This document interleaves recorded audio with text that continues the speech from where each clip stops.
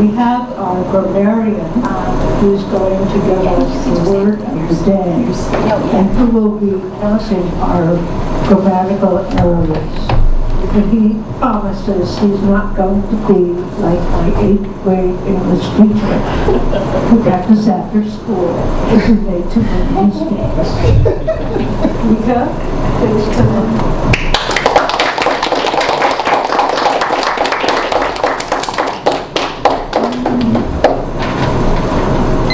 I promise to be fair. I don't want to be like your 8th grade teacher.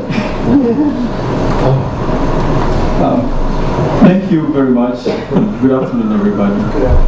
As grammarian, I have 2 duties. One is to give you the word of the day, and I chose apotheosis. Apotheosis is an ancient Greek word, and it represents the highest of any phenomena, or the highest of at the highest point of a developing something. So we could say that Leonardo da Vinci was the apotheosis of painting. So apotheosis basically represents something at the highest level. So I hope we are all here to become good speakers, confident speakers, and I hope we become the apotheosis of public speaking. Secondly, I will be on the lookout for inappropriate use of interjections such as and, so, you know, and sounds, exactly. Thank you very much. Sounds like and I'll be looking out for those. So please try not to be on my list.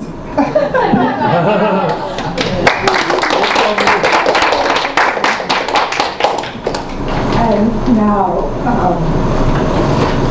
Peter Porter is going to give us the thought joke of the day, or anything that strikes him as worth hearing. Thank you.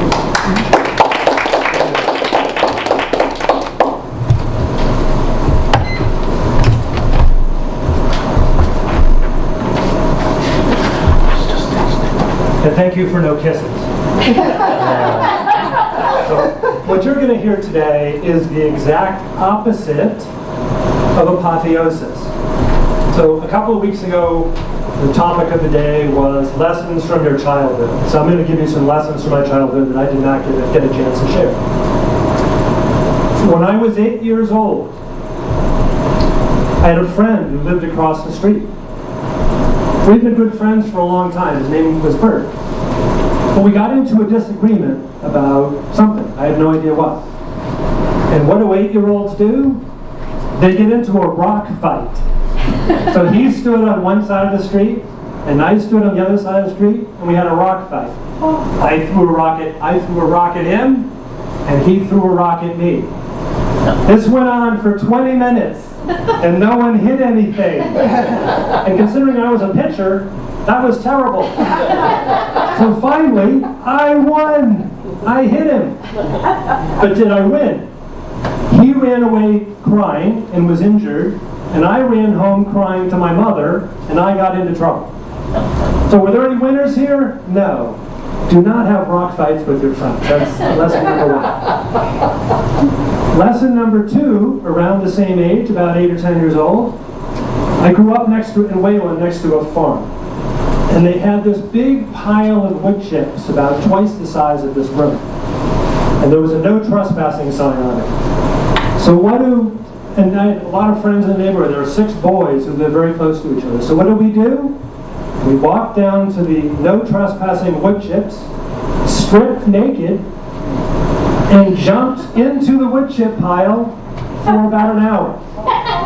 Now, wood chips and the naked body don't go very well together. So that didn't go so well. I then put my clothes on and I went home My clothes had tons of wood chips and my mother said, "What did you do?" Well, being the 8-year-old I was, I told her. We went, all of the guys went over and we jumped into the wood chips. As you can imagine, I got in trouble for that too.